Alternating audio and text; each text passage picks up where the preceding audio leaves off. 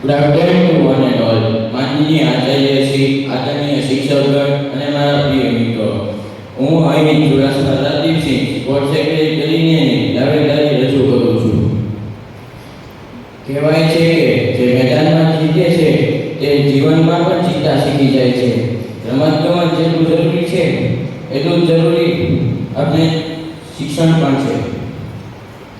રમતગમત આપણને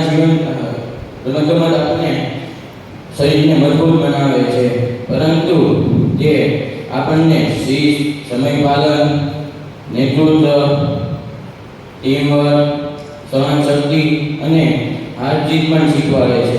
શાળાનું જેટલું જીવન મહત્વનું છે એટલું જ તે રમતગમત પણ છે. પુસ્તક આપણને જ્ઞાન આપે છે, પરંતુ રમતગમત આપણને જીવન જીવવાની કળા શીખવે છે. તમે મને સ્પોર્ટ્સ સેક્રેટરી તરીકે પસંદ કરશો તો હું એક પદ પર નહીં બેસું,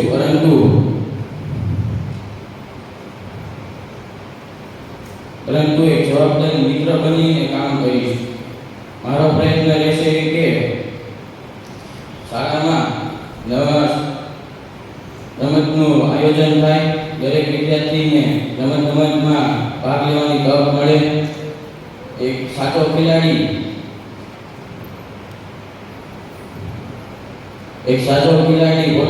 પોતે નથી જીતો, પણ તે આખા પોતાની ટીમને જીતાડે છે. પ્રિય મિત્રો, મત એ બેલેટ પેપર નથી. મત એ વિશ્વાસ છે, મત એ જવાબદારી છે, મત એ આપણા ભવિષ્યનો નિર્ણય છે. યાદ રાખજો, રમતનો જુસ્સો, જીતનો દીપ, તમારો એક મત આપી. આવો મળીને એવી શાળા બનાવીએ જ્યાં દરેક વિદ્યાર્થી રમે, જીતે અને શીખે. જય હિન્દ. આચાર્ય, શિક્ષકગણ અને મારા વહાલા વિદ્યાર્થીઓ, હું મકવાણા શ્રદ્ધા આજે તમારી સમક્ષ આપણા જીવનમાં અગત્યનો વિષય શાળાકીય જીવનમાં રમતગમતનું મહત્વ પર મારા વિચારો રજૂ કરવા માંગુ છું. સ્વામી વિવેકાનંદે કહ્યું હતું કે આપણે આજે વિજ્ઞાનની નહીં પરંતુ મેદાનની વધુ જરૂર છે. આ વિધાન દર્શાવે છે કે સશક્ત મન માટે સશક્ત શરીર ખૂબ જ જરૂરી છે. શાળા એ પુસ્તકીય જ્ઞાન મેળવવાનું કેન્દ્ર નથી, પરંતુ બાળકોના વિકાસનું એક સ્થાન છે. એ વિકાસ રમતગમત વગર અધૂરો છે. સાચી રમત એ નથી જે ફક્ત જીતવા માટે હોય. સાચી રમત એ છે દરેક ખેલાડીના દિલમાં તે રમતગમતની ભાવના જગાડે છે. રમતગમત શરીરને મજબૂત, સ્ફૂર્તિલું અને રોગમુક્ત બને છે. તે ભણતરના તણાવને દૂર કરે છે, એકાગ્રતામાં વધારો કરે છે. દરેક રમત નિયમોનું પાલન કરતા અને શિસ્તમાં રહેતા શીખવે છે. રમત જીતને પચાવતા અને હારમાંથી નવું શીખીને આગળ વધતા શીખવે છે. ખેલ દિલની ભાવના પ્રગટ કરે છે. આ ડિજિટલ યુગમાં બાળકો જ્યારે કમ્પ્યુટર, મોબાઈલ સ્ક્રીન સામે વધુ સમય વિતાવે છે, ત્યારે મેદાન પર જઈને રમવું એ અનિવાર્ય બની ગયું છે. ભણશે તે આગળ વધશેની સાથે સાથે રમશે તે પણ શીખશે. હું સ્પોર્ટ્સ સેક્રેટરી બનીશ તો મારું લક્ષ્ય માત્ર ટ્રોફીઓ જીતવાનું નથી, પરંતુ દરેક વિદ્યાર્થીના દિલમાં રમતની ખુશી અને શરીરને તંદુરસ્ત બનાવવાનું છે. જો હું સ્પોર્ટ્સ સેક્રેટરી બનીશ તો દરેક વિદ્યાર્થીઓની રમતગમત પ્રત્યેની માંગણી અને સમસ્યાઓ આચાર્યશ્રી અને શિક્ષકો સુધી પહોંચાડીશ. મેદાન પર, શાળામાં શિસ્ત જળવાઈ રહે તેવી પ્રયત્ન કરીશ. તમારો એક મત લીડર નહીં, પરંતુ આપણી સ્કૂલના સ્પોર્ટ્સનું ભવિષ્ય બદલશે. હું વાતો કરીને નહીં પરંતુ કામ કરીને બતાવીશ. તમારો સાથ આપો, તમારો એક વોટ આપો. અંતમાં એટલું જ કહીશ, ભણતર આપણો પાયો છે તો રમતગમત આપણી પાંખો છે. ભણતર આપણો પાયો છે તો રમતગમત આપણી પાંખો છે. જો આપણે આકાશમાં ઊંચી ઉડાન ભરવી હોય તો બંનેની જરૂર પડશે. હું વચન આપું છું કે આપણી સ્કૂલમાં રમતગમતને એક ઊંચાઈ પર લઈ જઈશ.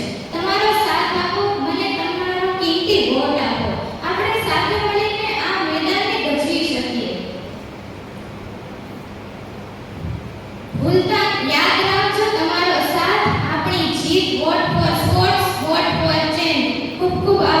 જય હિન્દ. ફાધર, સિસ્ટર તથા આદરણીય શિક્ષકોનો ખૂબ જ આભાર માનું છું કે તેઓએ મને સ્પોર્ટ્સ સેક્રેટરીના મહત્વના પદ પર ઉમેદવાર તરીકે રાખ્યો. આજે હું શાળાકીય જીવનમાં રમતગમતનું મહત્વ વિશે મારા વિચારો વ્યક્ત કરવા જઈ રહી છું. શાળાકીય જીવનમાં રમતગમતનું ખૂબ જ મહત્વ છે. તે વિદ્યાર્થીઓના જીવનમાં અનિવાર્ય અંગ છે.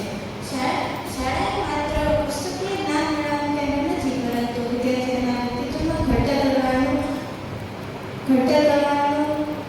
આશ્રમ છે. A healthy mind lives in the healthy world. સ્વસ્થ શરીરમાં જ સ્વસ્થ મનનો વાસ હોય છે. આ ઉક્તિ અનુસાર માનસિક વિકાસની સાથે શારીરિક વિકાસ પણ તેટલો જ જરૂરી છે. શાળાકીય જીવનમાં અભ્યાસ કરવાનું મહત્વ રમતગમતનું પણ છે. રમતગમત રમવાથી શરીર તંદુરસ્ત, ચપળ અને રોગમુક્ત બને છે. કૂદવું, દોડવું જેવી વિવિધ રમતો રમવાથી શરીરમાં રક્ત સંચાર બને છે અને આળસ દૂર થાય છે, જેનાથી શારીરિક રીતે સ્વસ્થ વિદ્યાર્થી માનસિક રીતે પણ વધુ સક્રિય બને છે, જેનાથી તેની ભણવાની એકાગ્રતા અને યાદશક્તિમાં વધારો થાય છે. મેદાન પર રમાતી રમતો વિદ્યાર્થીઓના જીવનમાં અનેક મહત્વના પાઠ શીખવે છે.